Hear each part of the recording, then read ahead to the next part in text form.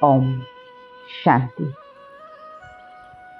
আজি পৰম পিতা পৰমাত্মা আমাৰ পিতাই আমাক সুধিছে যে মৰমৰ সন্তানসকল, তুমি ভালে আছানে?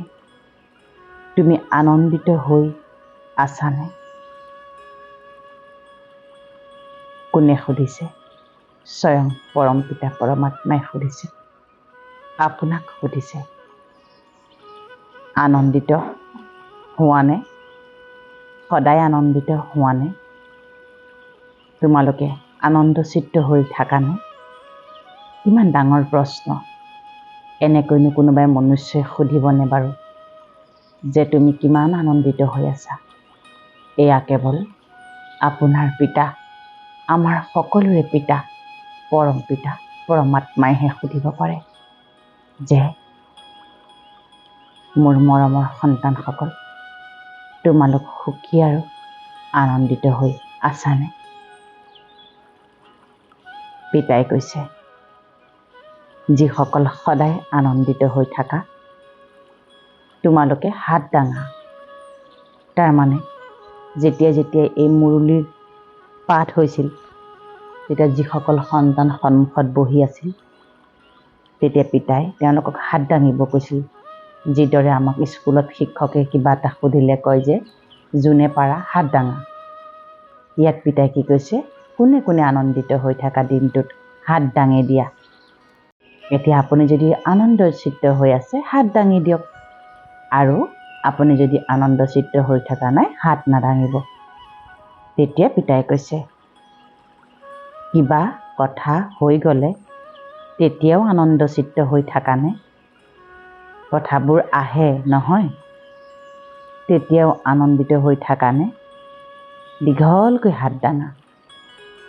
কি ক'লে পিতাই? যে কেতিয়াবা কথা বতৰা বহুত আহি যায়, কেতিয়াবা কথা বতৰা বহুত বেয়াকৈ আহি যায়, তেতিয়াও হাত দাঙানে? তেতিয়াও যদি তুমি আনন্দচিত্ত হৈ থকা, এতিয়াও হাত দাঙি দিয়া। পিতাই কৈছে, স্বাগতম জনোৱা, ভয় নকৰা। সকলো পৰিস্থিতিক তুমি স্বাগতম জনোৱা। হয়নে? পিতাই সুধিছে, তুমি প্ৰতিটো পৰিস্থিতিক স্বাগতম জনাব জানানে? ভয় কৰা নেকি? অনুভৱী কৰি তোলে। কোনে অনুভৱী কৰি তোলে? প্ৰতিটো পৰিস্থিতিয়ে তোমাক অনুভৱী কৰি তোলে। আৰু এই বিঘিনিয়ে অনুভৱৰ কৰ্তৃত্ব বঢ়ায়। পিতাই কৈছে, ভয় নকৰিবা। যেতিয়াই তোমাৰ জীৱনলৈ পৰিস্থিতি আহিব, তোমাক সেই পৰিস্থিতিয়ে বহু গভীৰ অনুভৱৰ কৰ্তৃত্ব দায়িত্ব দি থৈ যায়। মায়া আহিল এনেকৈ নক'বা। আমি যে কওঁ দুখ আহিল এনেকৈ পিতাই ক'বলৈ মানা কৰিছে। এয়া প্ৰশ্ন কাকত। মায়া বুলি কৈ থাকিলে মায়াক আগবঢ়াই দিয়া হ'ব। কাকত হয়। মায়াকটো তোমালোকে জানি গ'লা। মায়া মানে কি? এই দুখ সুখ, এই দুখ অশান্তি অসূয়া এইবিলাকক পিতাই মায়া বুলি কয়। পিতাই কি কৈছে? তোমালোকেতো মায়াক জানি গ'লা। কিমান বছৰৰ পৰা জানি গ'লা? মায়া কি? সেইবাবে মায়ালৈ ভয় নকৰিবা। কাকত বুলি বুজি আনন্দ মনেৰে কাকত দিয়া। কি কাকত? প্ৰশ্ন কাকত দিয়া। আৰু অনুভৱৰ শ্ৰেণীত আগবাঢ়ি যোৱা। এই শ্ৰেণী বঢ়াব লাগে। জয় পৰি নাযাবা। কি কৰোঁ, কেনেকৈ কৰোঁ, কিয় মোৰ লগত এনেকুৱা হ'ল, তেওঁ কিয় মোৰ লগত এনেকুৱা কৰিলে, কি কৰোঁ এতিয়া? এয়া মোৰ সন্তানৰ কাম আৰু কথা নহয়। কি কৈছে পিতাই? এয়া মোৰ সন্তানৰ কাম আৰু কৰ্তব্য নহয়। কিমান ডাঙৰ কথা। ত্ৰিকালদৰ্শী হোৱা। ত্ৰিকালদৰ্শী মানে কি? যে তোমাৰ তৃতীয় নেত্ৰৰে তুমি সকলো পৰ্যবেক্ষণ কৰা। তৃতীয় নেত্ৰ কোন? আমাৰ আত্মা। ষষ্ঠ ইন্দ্ৰিয়, তৃতীয় নেত্ৰ। তাৰমানে আমাক আত্মিক স্বৰূপ স্থিতিত থাকি এয়া সকলো মায়াৰ জঞ্জাল, প্ৰাকৃতিক প্ৰবাহ। এয়া হৈছে কাৰ্মিক। আমি আত্মা, সকলো আত্মা। এনেকুৱা ধৰণৰ দৃষ্টিৰে পিতাই আমাক চাবলৈ শিকাইছে। পিতাই কৈছে, ত্ৰিকালদৰ্শী হোৱা। কি, কিয়, কেনেকৈ, এই প্ৰশ্ন উঠিবই নালাগে। প্ৰশ্ন কাকত আহিল, অনুভৱৰ শ্ৰেণীত আগবাঢ়ি গলা। আনন্দিত হোৱা। এতিয়াতো অনুভৱী হৈ গৈছা আৰু হৈ থাকিবা। ইয়াৰ ভাৱাৰ্থ চাওকচোন। কোন মনুষ্যই ইমান মৰমৰে বুজাব? কোন মনুষ্যই আপোনাক সুধিব তুমি আনন্দিত হৈ আছানে? তুমি ভয় কৰিছা নেকি? কোনে সুধিব? নিজৰ মাতা পিতাৰ বাহিৰে এনে জানো প্ৰশ্ন কোনোবাই কাৰোবাক সোধে? এয়া হৈছে আমাৰ সকলোৰে পিতা, সকলোৰে, আপোনাৰ মোৰ কোটি কোটি জনসাধাৰণৰ পিতা, যি নিৰাকাৰ পৰম পিতা পৰমাত্মা, যাৰ কোনো আকাৰ নাই, যাৰ কোনো শৰীৰ নাই দেই। গতিকে পিতাই কৈছে, শেষত কৈছে পিতাই, সাধাৰণতাৰ দ্বাৰা মহানতাক প্ৰসিদ্ধ কৰোঁতা সৰল আৰু আদৰ্শ হোৱা। সাধাৰণতাৰ দ্বাৰা, চিম্প্লিচিটিৰ কথা কৈছে পিতাই। তুমি যিমান সাধাৰণ হবা, তোমাৰ দ্বাৰা সিমানেই মহানতা প্ৰসিদ্ধ হ'ব আৰু তুমি সদায় আনৰ বাবে আদৰ্শ হৈ থাকিবা। যেনেকৈ কোনো সাধাৰণ বস্তু যদি স্বচ্ছ হয়, মানে নিকা হয়, চাফা হয়, তেন্তে নিজৰ ফালে নিশ্চয় আকৰ্ষণ কৰে। আমি সকলো বস্তু খাটি বিচাৰোঁ। এতিয়া খাটি সোণ, খাটি হীৰাৰ যিটো চিকমিকনি, যিটো ডুপ্লিকেট বস্তু সেইটো চিকমিকনি নাথাকে। আমি সকলো বস্তু খাটি খাবলৈ বিচাৰোঁ, খাটি ব্যৱহাৰ কৰিব বিচাৰোঁ। পিতাই কৈছে, তোমাৰ যিটো খাটি, সেয়াই হৈছে তোমাৰ যিটো স্বচ্ছতা, তুমি যদি খাটি হৈ থাকিব বিচাৰা, তাৰ মানে তুমি সাধাৰণ সহজ সৰল হ'ব লাগিব। পিতাই কৈছে, তেনেকৈ মনৰ সংকল্পত, সম্বন্ধত, ব্যৱহাৰত, থকা মেলাত যিসকল সৰল আৰু স্বচ্ছ হৈ থাকে, তেওঁলোকে আদৰ্শ হৈ সকলোকে স্বতঃ নিজৰ ফালে আকৰ্ষিত কৰে।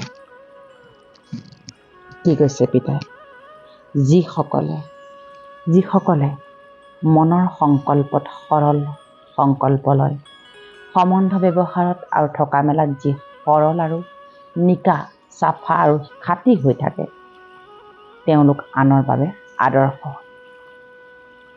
চিম্পল অৰ্থাৎ সাধাৰণতাৰ পৰাই মহানতা প্ৰসিদ্ধ হয়। যিসকল সাধাৰণ অৰ্থাৎ চিম্পল নহয়, তেওঁলোক সদায় সমস্যাৰূপ হৈ যায়। কিমান ডাঙৰ কথা কৈছে। আমি জীৱনত যিবিলাক আমাৰ ৰাতিপুৱাৰ পৰা সন্ধিয়ালৈ আমাৰ জীৱনত চলে, সেই সকলো কথাক পিতাই কৈছে সহজ, সৰল আৰু সাধাৰণভাৱে লোৱা। কি বুলি ল'ব দিছে? যে কাৰ্মিক চলি আছে, এয়া বেয়া সময় চলি আছে, মই নিজৰ সংকল্পত অটল থাকিম। মই শক্তিশালী পৰমাত্মাৰ সন্তান, মোৰ বাবে সকলো সম্ভৱ। যি পৰিস্থিতি এতিয়া চলি আছে, সেই সকলো পৰিস্থিতিক মই শক্তিশালী ৰূপত পাৰ কৰি লৈ যাম। স্বয়ং প্ৰভু ভগৱন্ত পৰম পিতা পৰমাত্মা নিজৰ পিতাৰ আশীৰ্বাদ কৃপা দৃষ্টি সদায় মোৰ ওপৰত আছে। এই ভাৱনাৰে পিতাই কৈছে, তুমি সাহসী হোৱা আৰু মোক স্মৰণ কৰি প্ৰতিটো পৰিস্থিতিৰ লগত তুমি মোকাবিলা কৰা। পিতাই কৈছে, তাৰ বাবে পিতাই কৈছে, অন্তৰৰে কবা মোৰ বাবা, মোৰ পিতা। তেতিয়া সকলো চেতনাহীনতাত বন্ধ হোৱা চকু মুকলি হৈ যাব। কিমান ডাঙৰ কথা। পিতাই কৈছে, অন্তৰেৰে কবা। আজি আপোনাৰ জীৱনত যি দুৰ্যোগ চলি আছে, যেনেকৈ অশান্তি চলি নাথাকক কিয়, আপুনি কাক আপুনি মাতিব? কোনে আপোনাক সহায় কৰিব? কোনে আপোনাক মুহূৰ্ততে আপোনাক দিশা আৰু দশা দেখুৱাব? এয়া কেৱল নিৰাকাৰ পৰম পিতা পৰমাত্মাৰ দ্বাৰাহে সম্ভৱ। বাবাই আজি কৈছে যে মোক মৰমৰে মাতা, মোৰ পিতা, মোৰ বাবা, মোৰ দেউতা, এনেকৈ মাতিবলৈ দিছে।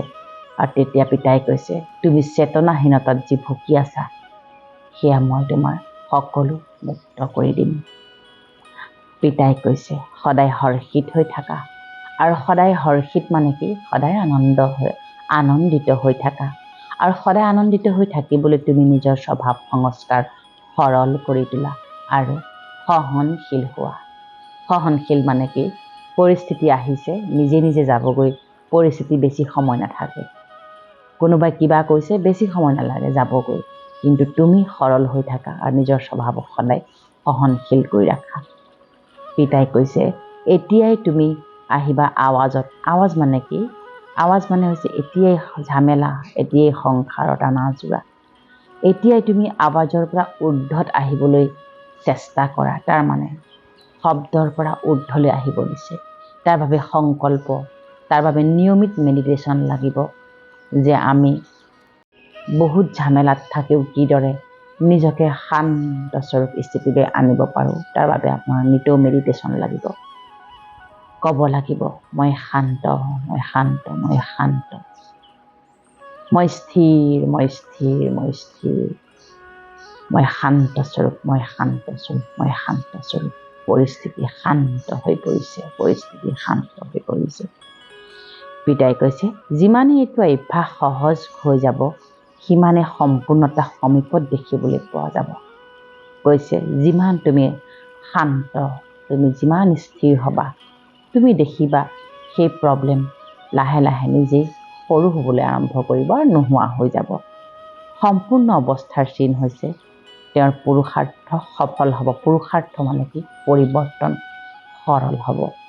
যেতিয়াই যেতিয়াই সকলো পৰিস্থিতি শান্ত হ'ব, তেতিয়াই পিতাই কৈছে যে তোমাৰো পৰিৱৰ্তন সহজ হৈ পৰিব। স্মৃতিৰ যাত্ৰা, সেৱা দুয়োটাই সহজ পুৰুষাৰ্থত আহি যাব।